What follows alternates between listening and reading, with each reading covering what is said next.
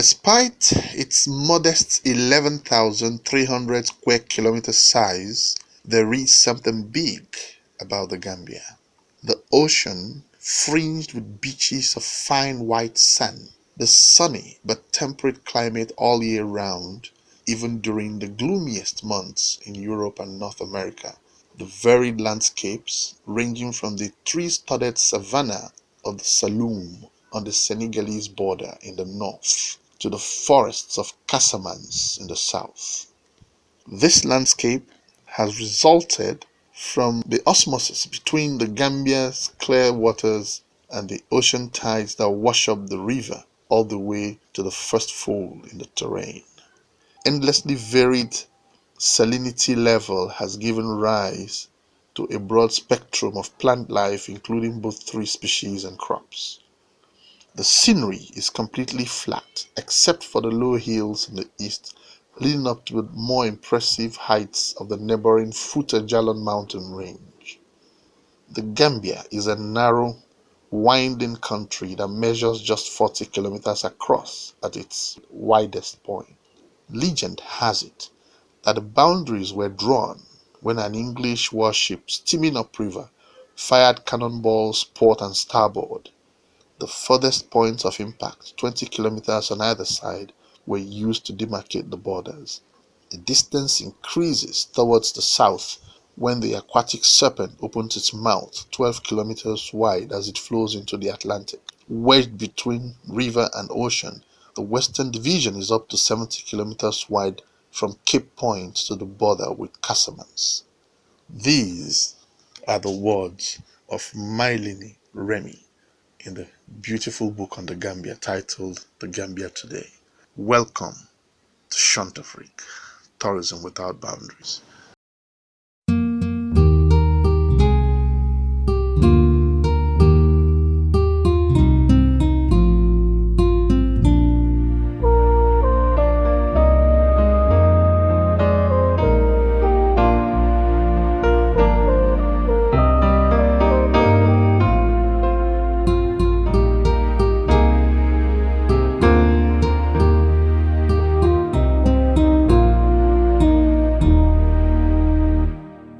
On Chante Afrique, in this edition, we will be looking extensively at the Gambia, a West African country, one of the smallest countries in the world actually, for its touristic capabilities and manifestations.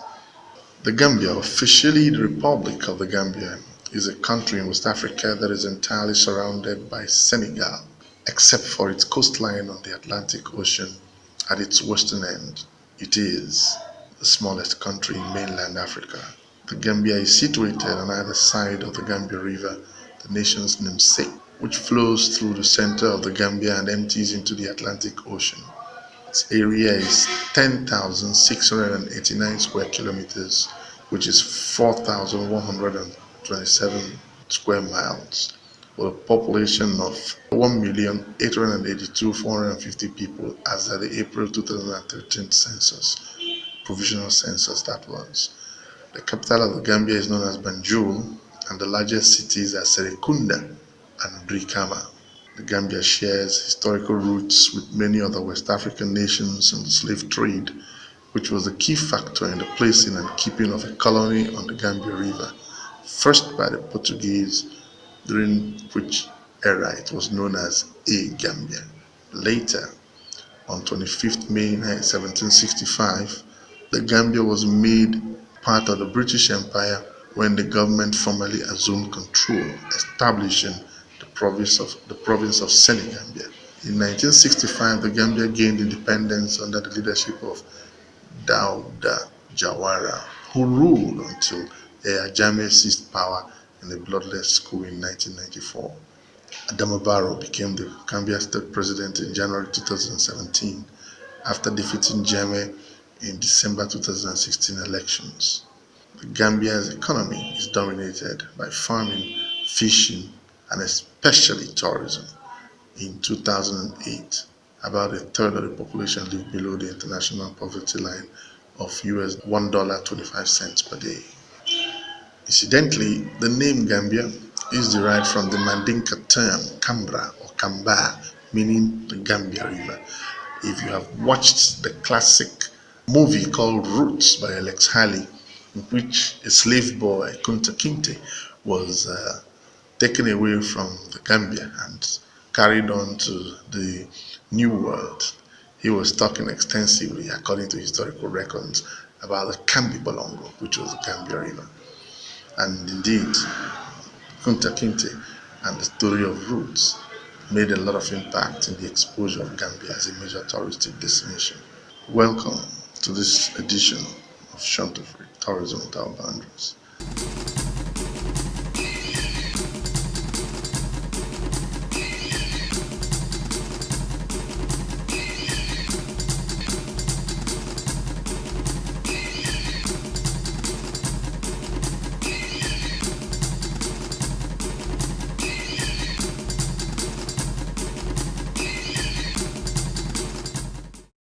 Compared with most tourist destinations, the growing popularity of the Gambia is a relatively recent event. Its tourism industry dates from as recently as 1964, when the Swedish investor and adventurer Bertil Harden landed in the Gambia almost by accident after originally heading for a different African destination. The Gambian tourism potential was immediately obvious to Harding, and within months, the first packaged tour operators were offering Europeans an exotic alternative to the traditional winter sand, sea, and sun holidays in southern Spain and the Balearic Islands. Since then, the Gambia has been attracting tens of thousands of tourists a year. In 2006 alone, over 130,000 tourists visited the unique country in West Africa. The attractions in the Gambia are multivariate. It is not hard to see why the Gambia was such an immediate hit with tourists and tour operators alike. Its combination of a perfect climate, endless beaches, interesting culture, sparkling blue waters proved irresistible to visitors wanting to get away from the cold winters of Europe. In addition, being located just 6 hours from most of Europe's major cities and in a similar time zone means there is no jet lag. The Gambia is also a very affordable destination, and as many visitors can attest, a very friendly and peaceful nation. No visitor can fail to notice and appreciate the captivating smiles of the local populace. The geography of the Gambia is tropical. Gambia is one of the smallest countries in Africa, shaped like a snake, and it follows the course of the Gambia River, from which the country gets its name. Some 300 miles to the east, its only land border is with Senegal, which surrounds the country to the north, south, and east. The main tourist area is on the Atlantic coast on the south bank of the river, to the west and south of the capital Banjul. This area stretches from Cape Point, Bakau at northern tip of the south bank to Koloili and Bijilo in the south, and contains most of the resorts that have been developed over the years. Since its tourism industry started, the Gambia has mainly offered affordable beach holidays. Most of the hotels are either on the beach or just back from it. And for many visitors, this is enough. The Gambia's tropical climate virtually guarantees year-round sunshine, and with more than 60 kilometers of golden sandy beaches to enjoy, there is space around and enough for everyone. For tourists who are jaded by traditional sand, sea, and sun destinations in southern Europe and other such places, and don't relish a long-haul flight to the Caribbean, the Gambia is a breath of fresh air. It's also exotic enough to provide a different holiday experience that is still relatively close to home. There is really much more to the Gambia than just attractive beaches, however. Away from the tourist centers, there are fascinating cultural heritage experiences showcasing the tradition, a magnificent natural environment, and of course, the fabulous Gambia River. Cultural experience of African proportions is just around the corner and waiting to be discovered. Several operators provide half-day, one-day, even 2 or 3 day excursions by vehicle or boats into the interior to enjoy a Gambian adventure. Avail yourself of this opportunity. It's worthwhile. Now, talking about pizzazz and style. Where does it come from? So many hotels are featured in so many books and guides on how to approach the Gambia. Visit our website, come to our office, or place a call to understand how to do this. Tourism in the Gambia may have started by accident indeed, but perhaps it was an accident waiting to happen. An excellent year-round climate combined with a fascinating cultural heritage, quality hotels and resorts and locations, perhaps most importantly, the unrivaled friendliness of the people makes the Gambia a unique destination and a must-see. This is Chante, tourism without boundaries.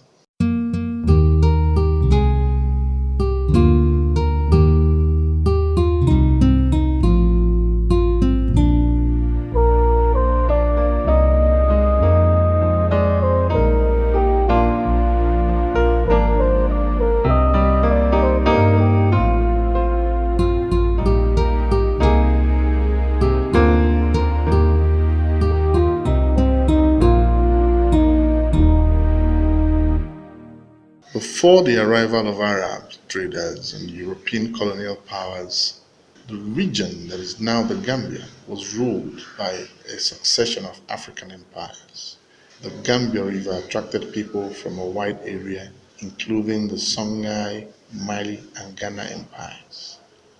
Although the earliest written records come from the Hanu, the Carthaginians in 470 BC.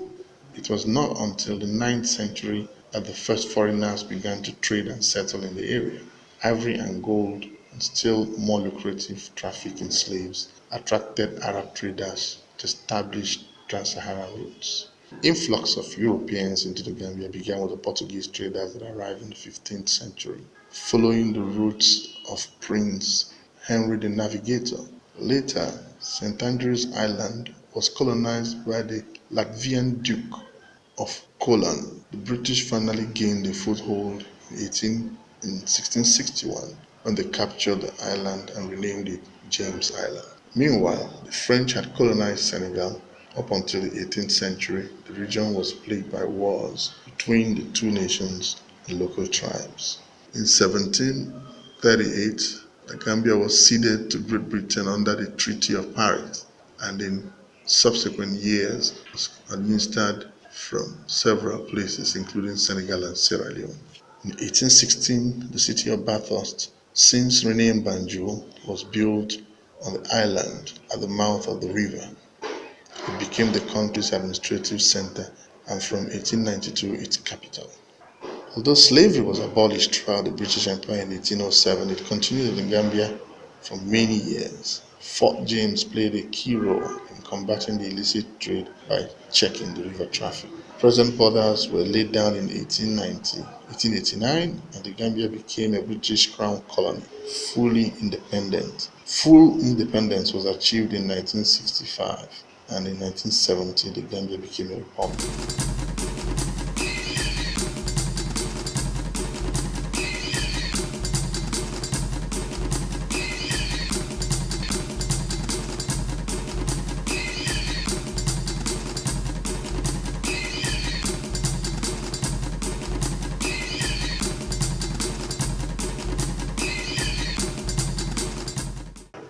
We really cannot conclude our discussions about the beauty of the Gambia without paying a little bit more attention to the Gambia River.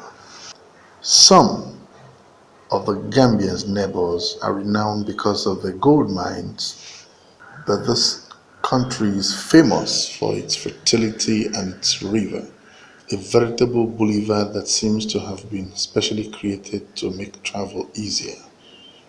Fame is often more of a curse than a blessing in that it attracts too many people. And over the centuries, the Gambia witnessed the ebb and flow, not just of the tides, but of populations.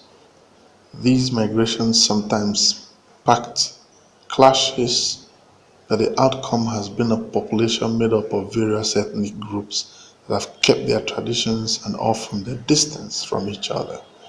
Remarkably African, if you ask me. At the same time, Gambians are tolerant of their fellow citizens with different cultures and religions, as well as of foreigners no matter where they are from. And this in itself is a very good thing and has helped the tourism industry in the Gambia. Other African nations, ethnic and religious classes need to borrow a leaf from the Gambia. As soon as they set foot in the Gambia, most visitors are struck by the extraordinary atmosphere of kindness that prevails in the country. One almost feels like asking for directions just to enjoy experiencing the people's consistent friendliness. Gambians are proud of that trait and are glad to answer as many questions as they are asked and even to work with the person asking them. The least visitors can do is to thank them for their thoughtfulness.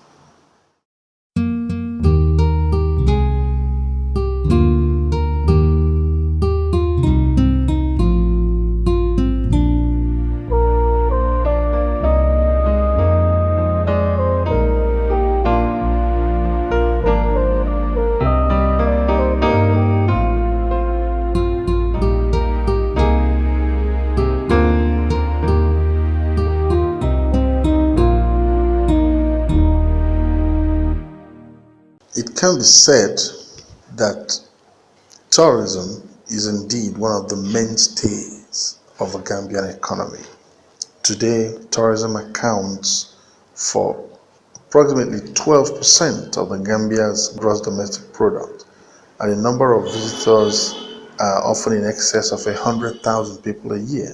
Coasts and Banjul have around 30 large hotels with a total of 7,000 beds, but that is just the beginning. Some years ago, the tourism minister was working on the completion of the Combo Coastal Road project, aimed at creating a paved road network in the Western Division, the seaside resorts in the north, all the way to the border with southern Casamance, and the many hotels under construction or planned in the areas to double that figure by the year 2005, which is long elapsed. But tourists should not lie still around their pools on the beach waiting for a suntan. Until now, the main attractions that have made the Gambia a successful tourist destination, apart from the warm welcome, have been low hotel rates, especially for tour groups, the short flight from Europe, and an excellent climate from December to March every year. But mass tourism is not the only kind that is being developed. In fact, its limits may already have been reached. As soon as one leaves the shores and the beach resorts in the northern combos, the triangle between the river estuary and the coast, which still looks the way it did when it was a separate kingdom, the imbalance is obvious. On a human level, it's highly regrettable that tourists are primarily interested in getting a tan. The second leading people come very far behind the first group are the bird watchers. Gambians come last, unfortunately. Economically speaking, it is even more regrettable that most visitors pay for the whole trip in their home countries. In concluding this episode, we cannot afford not to talk about the famous slave Kunta Kinte, as written by Alex Haley in his classical novel called Roots. Of course, the story was about a slave boy who was captured in the forest when he was trying to get some wood to make a drum for his younger brother, Lamine, and he was taken away to America on a slave ship. But he never forgot his roots. Perhaps it was the Gambian blood in him that kept him talking about the Kambi Bolongo, which was the River Gambia, talking about the griots of his people, talked about all manner of things that had to do with his language. In simple English, he never really forgot who he was or his people. And the tradition consistently followed the historical griot concept in the Gambia, where people repeat the history over generations until eventually to Alex Haley, who decided to investigate where the language spoken by his great great grandfather came from. That's how the Kunta Kinte festival came to be born in the Gambia, because he relics highly traced his roots all the way down to the Gambia, where his forefather Kunta Kinte came from. This is Chante Tourism Without Boundaries.